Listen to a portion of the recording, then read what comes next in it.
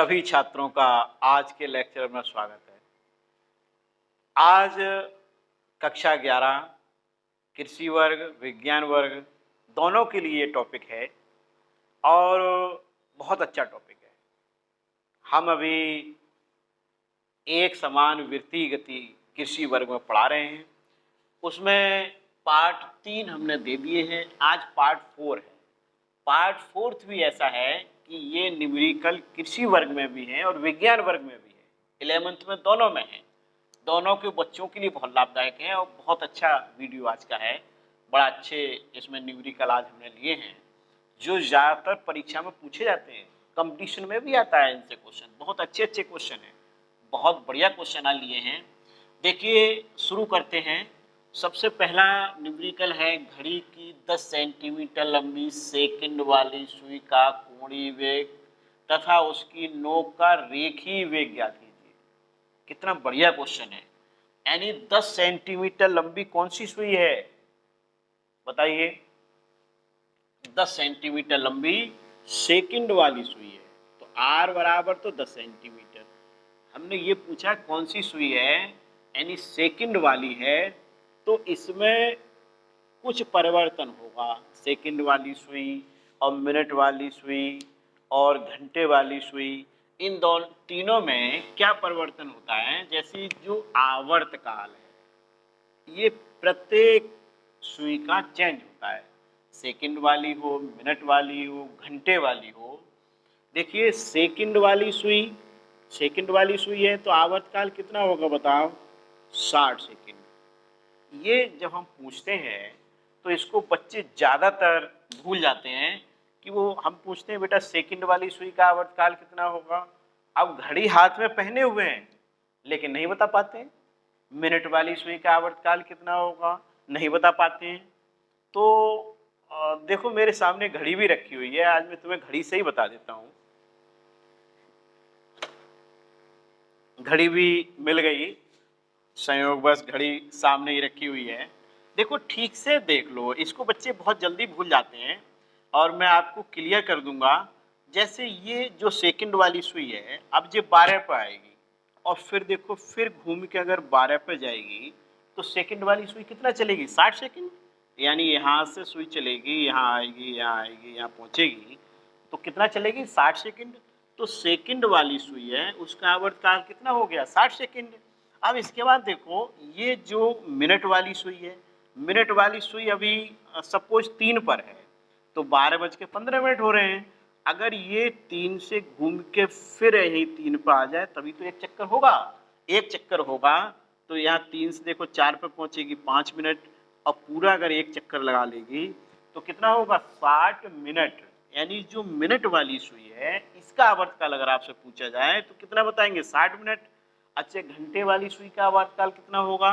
घंटे वाली सुई जैसे यही सबसे ज़्यादा अच्छा है, आप 12 से दिमाग में रखिए कि 12 से जब घंटे वाली सुई चलेगी, जब पूरा एक चक्कर लगा लेगी तो 12 पे पहुंच जाएगी, और जब 12 पे सुई पहुंच जाएगी तो 1 2 3 4 5 6 7 8 9 10 11 12, यानी 12 घंटे।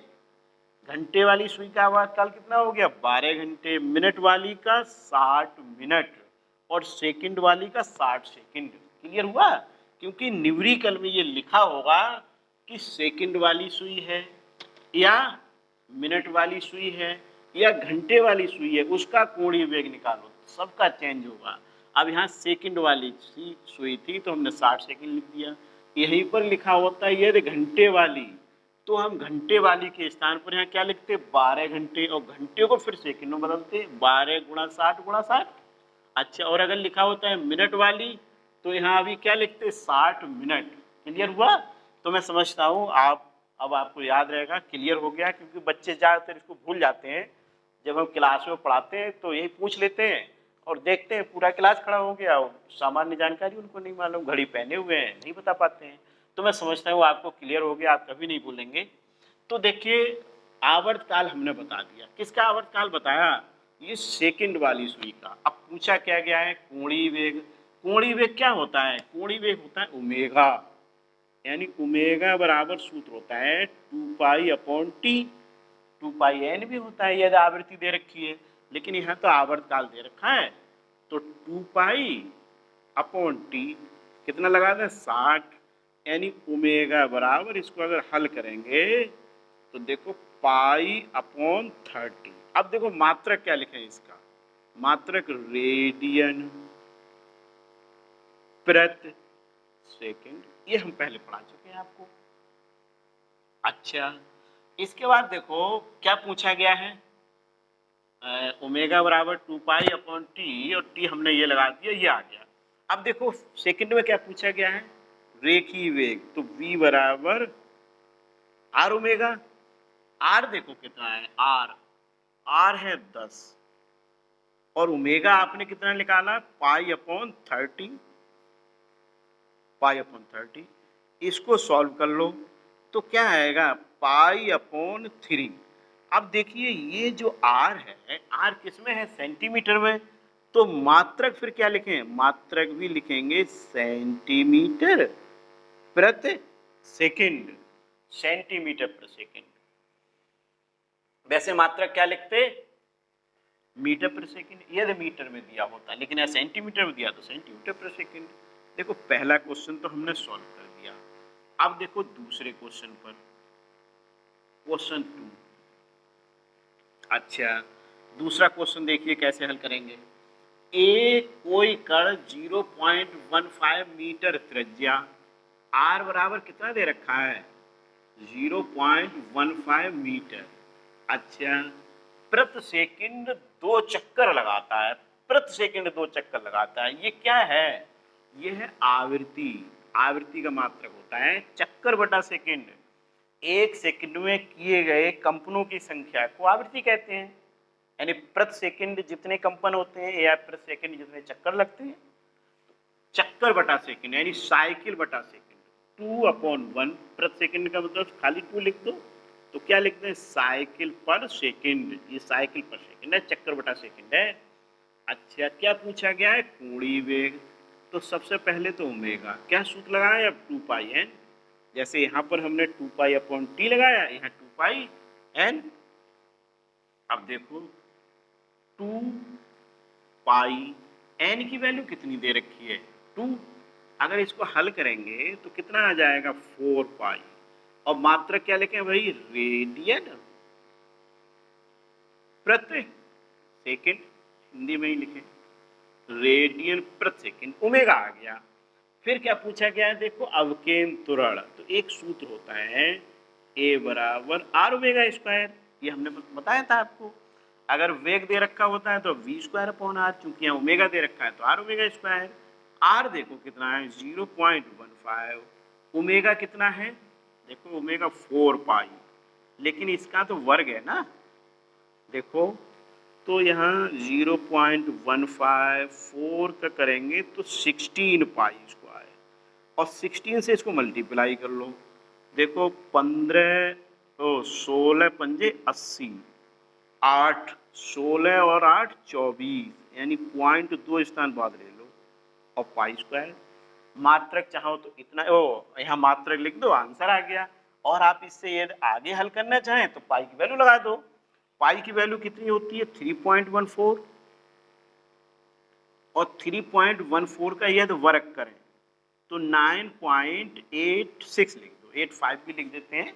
3.14 का वर्ग है, ये पाई स्क्वायर की वैल्यू है।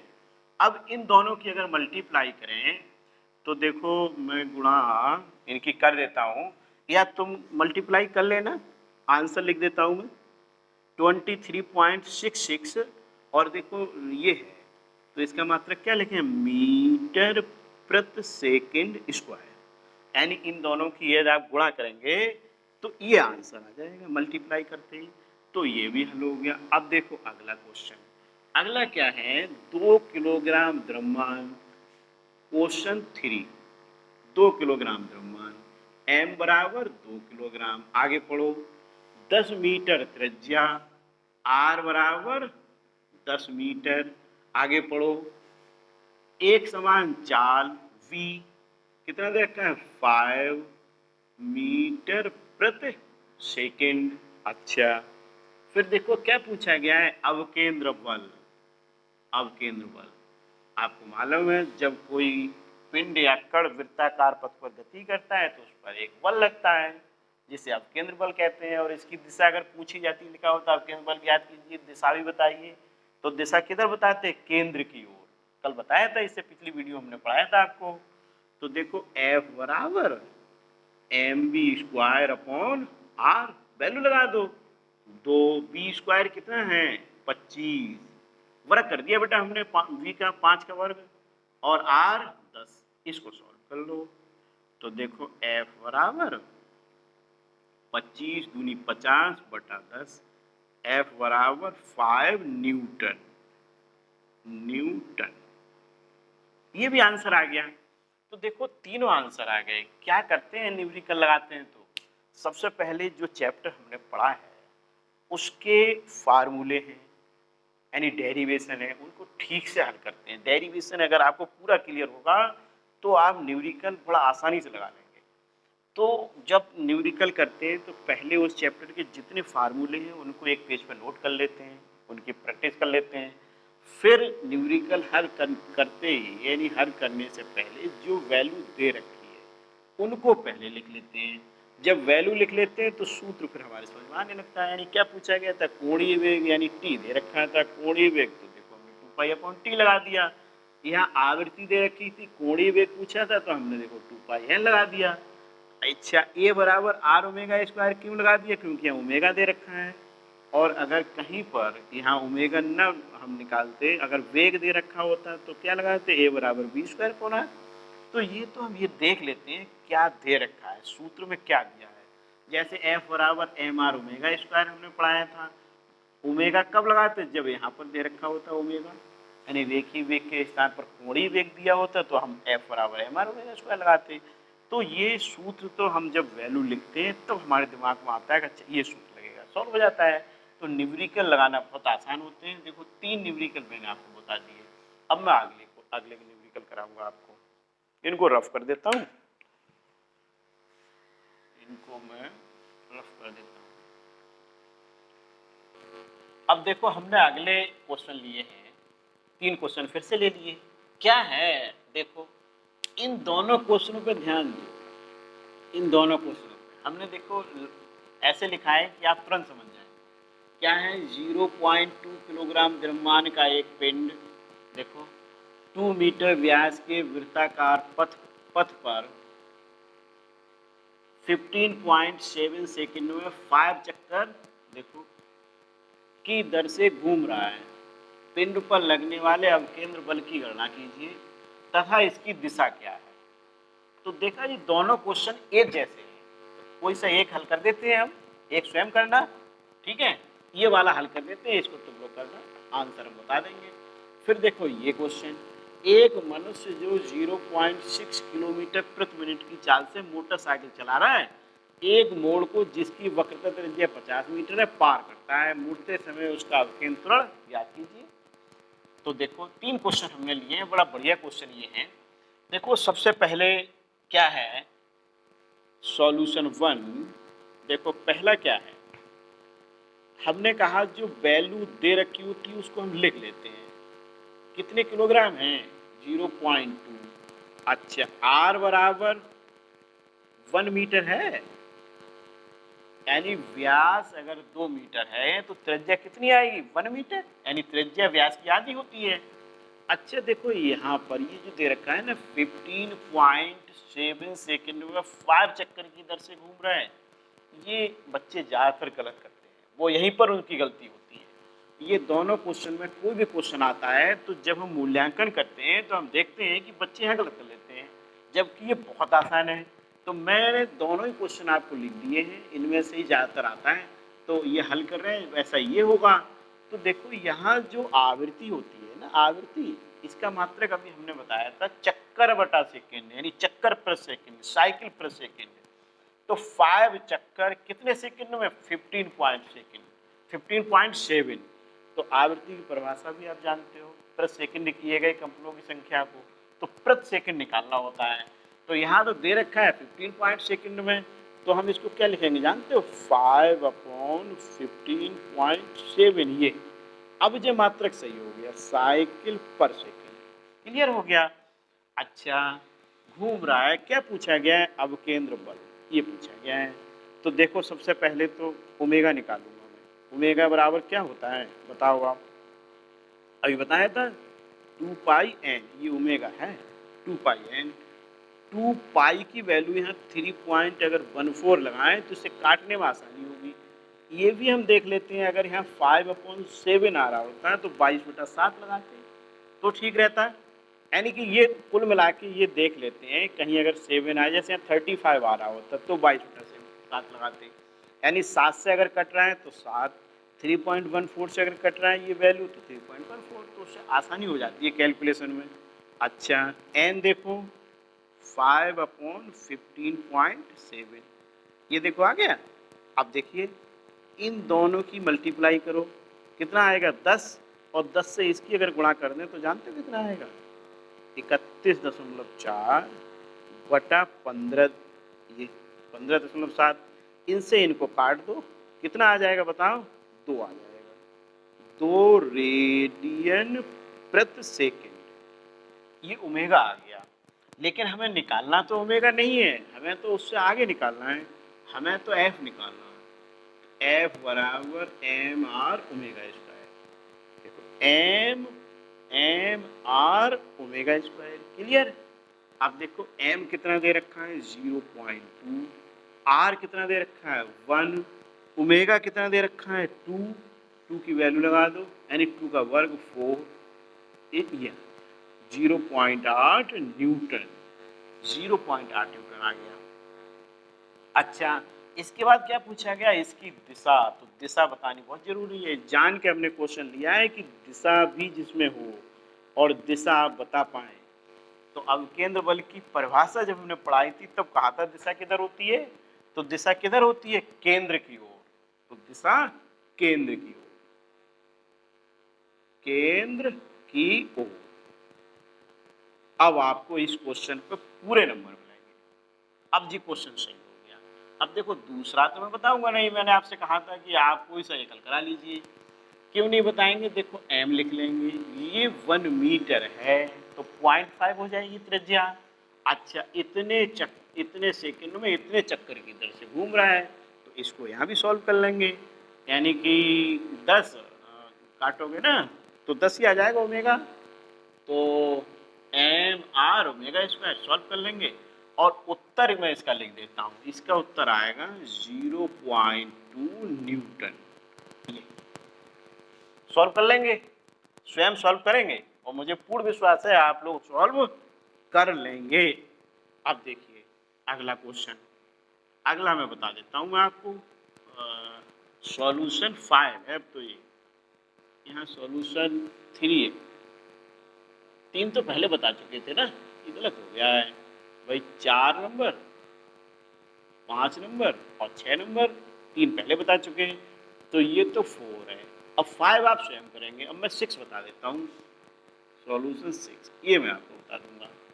देखो एक मनुष्य जो 0.6 किलोमीटर प्रति मिनट की चाल से मोटरसाइकिल चला रहा है, एक मोड़ को जिसकी वक्रता त्रिज्या 50 मीटर है पार करता है, मुड़ते समय उसका अवकेंद्र त्वरण ज्ञात कीजिए। बहुत बढ़िया क्वेश्चन लिया है, बहुत अच्छा है। ये मैंने क्वेश्चन क्यों लिया है, ये इसलिए लिया है कि ये जो है ना किलोमीटर प्रति मिनट, यहाँ पर भी बच्चे ज़्यादातर गलती कर लेते हैं, तो ये क्लियर करने के लिए मैंने ये क्वेश्चन को लिया है। यहाँ पर आप समझ जाएंगे तो इस टाइप का क्वेश्चन आपसे गलती नहीं होगा, कभी गलत नहीं होगा, इसको चेंज करना पड़ेगा। देखो क्या है, ये चाल दे रखी है, ध्यान से देखना, ये चाल दे रखी है और कितनी दे रखी है, देखो 0.6 किलोमीटर प्रति मिनट दे रखी है। अब मात्रा क्या होता है, मीटर प्रति सेकंड, तो मीटर प्रति सेकंड में इसको बदलना पड़ेगा। 0.6, 1 किलोमीटर में मीटर कितने होते हैं, 1000। अच्छा और एक जो मिनट है, मिनट में सेकंड कितने होते हैं, 60। अब ये किस में बदल गया जानते हो, मीटर प्रति सेकंड में। देखो मात्रा बाद में लिख दूंगा, ये पॉइंट मैंने काटा तो यहाँ 0 पड़ गया। अब देखो इसको काट दो ऐसे, कितना आएगा 100, और 100 से ये काट दो तो b बराबर 10 आ गया मीटर प्रति सेकंड। ये जो v है आपको ये b लगाना पड़ेगा। क्या करते हैं बच्चे, कभी कभी वो यही वैल्यू लगा देते हैं, फिर आंसर आता नहीं, क्वेश्चन गलत हो जाता है, नंबर कट जाते हैं। इस पे आपको नंबर पूरे मिलेंगे क्योंकि आपने v का मान निकाल लिया ठीक से। अब आंसर भी सही आएगा, ये लगाते तो आंसर ही गलत आता तो सूत्र में, तो फिर एक आधी नंबर मिलता है। इससे आपको फुल नंबर, पूरा क्वेश्चन सही, पूरे नंबर। वक्रता त्रिज्या 50 मीटर, r बराबर 50 मीटर। क्या पूछा गया है? आपसे पूछा गया है अवकेंद्र त्वरण। तो अब बताओ कौन सा सूत्र लगेगा? a बराबर वी स्क्वायर अपॉन आर, सूत्र लगा दो, a बराबर बी स्क्वायर अपॉन आर। अब आप सॉल्व कर लेंगे। b कितना दे रखा है? 10, और 10 का वर्ग कितना हो जाएगा? 100। r कितना दे रखा है? 50। तो a बराबर सॉल्व करोगे तो 2 आ जाएगा, 2 मीटर प्रति सेकंड स्क्वायर। क्लियर? तो हमने ये कोशिश की है कि जिन क्वेश्चनों पे छात्रों से ज्यादा गलती हो जाती है वो क्वेश्चन हमने लिए हैं। अभी मैं आपको एक दो क्वेश्चन और कराऊंगा। तो ये तो मैं समझता हूँ आपको क्लियर हो गया। इस टाइप का क्वेश्चन भी आएगा, आप सॉल्व कर लेंगे। एन आपने निकाल लिया, ओमेगा आपने निकाल लिया, सॉल्व हो गया। एन निकाल लिया, बस। इसमें कुछ है ही नहीं। दिशा इसमें पूछी नहीं गई थी, ओ इसमें दिशा पूछी नहीं गई थी तो हमने बता ही दी। दिशा पूछी जाती बता देते हैं। हाँ, दिशा तो इसमें पूछ सकते हैं, अवकेंद्र त्वरण में भी। अवकेंद्र त्वरण में दिशा किधर होगी? केंद्र की ओर। अवकेंद्र त्वरण की परिभाषा बताई थी, वहां भी हमने दिशा बताई थी, लेकिन इसमें पूछी नहीं गई तो कोई बात नहीं। अब मैं देखो अगले क्वेश्चन लेता हूँ, इसको रफ कर देता हूँ। अब देखिए हमने अगला क्वेश्चन लिया है, 7वां क्वेश्चन क्या लिया है? सड़क के एक मोड़ की त्रिज्या 500 मीटर है। याद आ रहा है अवकेंद्र त्वरण का एक उदाहरण? हमने अवकेंद्र बल का एक उदाहरण आपको बताया था, मोड़ वाला, कि तीक्ष्ण घुमाव पर सड़क एक ओर को झुकी हुई क्यों बनाई जाती है। तो वहां हमने दो फार्मूले दिए थे, ये दोनों फार्मूले लगेंगे। टेन थीटा बराबर V square upon R G, और अगर ऊंचाई, जैसे रेल पथ की दो पटरियां थी, रेल पथ की दो पटरियां थी तो बाहरी पटरी ऊंची बिछाई जाती है अंदर वाली पटरी से, तो ऐसा क्यों, ये भी आपको बताया था। तो उसी सूत्र पर आधारित ये क्वेश्चन हमने लिया है। बहुत बढ़िया क्वेश्चन है। क्या है देखो समझ लो, यानी कि इसका सॉल्यूशन हम आपको बताएंगे। 7वां क्वेश्चन देखिए, त्रिज्या दे रखी है 500 मीटर है? और आगे देखो चौड़ाई क्या दे रखी है? 10 मीटर। चौड़ाई को d से लिख लो, x से लिख लो। अच्छा, बाहरी किनारा भीतरी किनारे से इतना ऊंचा है, 0.15 मीटर। आगे देखो किस चाल के लिए आदर्श है, और g बराबर कितना है? 10 मीटर प्रति सेकंड स्क्वायर। ये आ गया। अब देखो सॉल्व करो भाई। इसका सूत्र आपको हमने बताया था, इसका डेरिवेशन बताया था, टेन थीटा बराबर V square upon R G. अब देखो टेन थीटा अगर कहीं कोण दिया होता ना, झुकाव कोण इतना है, तब तो थीटा हमें मालूम था, लेकिन यहाँ टेन थीटा तो दिया नहीं है, यहाँ तो हमसे वी पूछा है और ये दिया नहीं है। तो इसका एक सूत्र और भी बताया था, तथा, तथा करके लिख दो। यह सूत्र इतना तथा इतना, टेन थीटा बराबर, याद आ रहा है, एच अपॉन डी, ये बताया था। अब देखो अब वैल्यू लगा दो, यानी अतः V square upon R G बराबर एच अपॉन डी। अब वैल्यू लगाओ, देखो वैल्यू लगाओ भाई, V square upon R. R की वैल्यू कितनी है बताओ? आर की वैल्यू है कितनी? आर 500, और जी कितना है? 10, ये दे रखा है ना। अच्छा, एच कितना दे रखा है? 0.15 अपॉन डी कितना दे रखा है? चौड़ाई 10, ये देखो ये। अब क्या करते हैं, तिरछी गुणा कर देते हैं, यहाँ पहुंच जाएंगे, यानी बी स्क्वायर बराबर 0.15, ये देखो ये 3 जीरो लग जाएंगे ना, अपॉन 10। अब देखो ये जो पॉइंट है ना, ये पॉइंट अगर काटेंगे तो कितने जीरो कट जाते हैं? 2, क्योंकि 2 के बाद पॉइंट कौन जाएगा? 2 जीरो, और इससे इसको काट दो 10 से, तो ये जीरो भी कट गया। अब कितने बचे? बी स्क्वायर बराबर 75।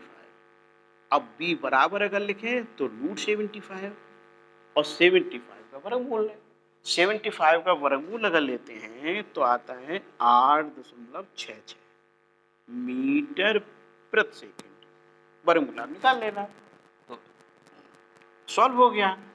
तो ये क्वेश्चन भी आ गया। इसमें देखो दोनों सूत्र आ गए, दोनों इस टाइप का हमने क्वेश्चन लिया है।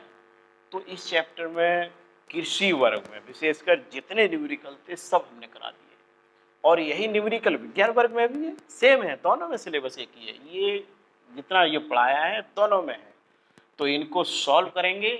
और अब मैं कृषि वर्ग के लिए इससे अगला इसी में है सैटेलाइट मोशन, यानी बहुत बढ़िया चैप्टर है ये। उपग्रह की गति वाला बताऊंगा, उपग्रह की गति में पलायन वेग, और बहुत बढ़िया इंटरेस्टिंग टॉपिक आने वाला है आगे वाला, इससे भी बहुत अच्छा वो लेके आएंगे। इनको सबको तैयार करिए, और मैं समझता हूँ आपका क्वेश्चन गलत नहीं होगा, पूर्ण विश्वास है, और इसको आप बार बार रिवाइज करेंगे। Okay, thank you.